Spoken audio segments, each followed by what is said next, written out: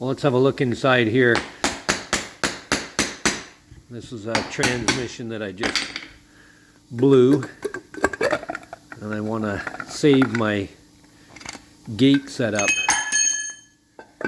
See how it's looking. So this is my shift gate that I use here, and what I've done is welded another bracket across the top, and I'm running a steel ball in here, in there, and that allows this to move nice and freely on the shaft, and then select whichever range, and it prevents it from moving and stretching.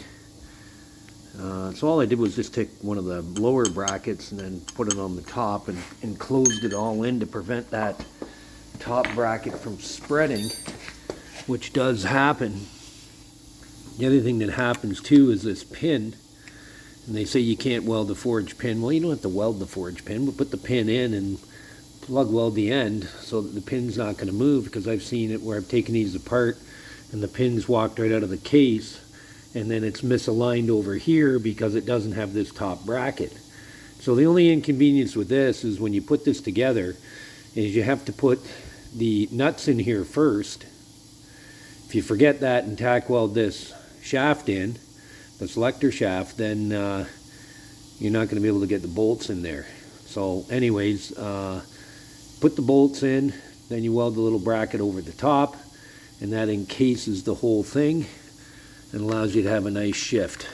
All right, and then the rod's not going to move and come out and come up against the case. Now the other thing is on this one, you can see, I'm not sure, I'll have to get something to pry this off, is I also have a bearing retainer in here, and you can see here the retainer. I got it all glued down here.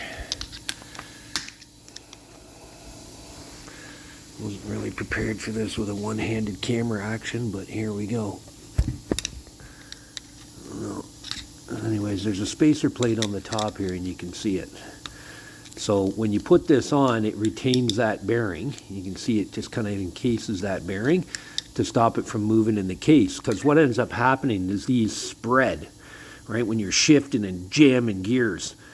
So all the torque going through the main shaft and then into the gear selection shaft, you're going to be moving the teeth because they're helical cut gears and they're going to want to walk apart. So this helps retain that in place.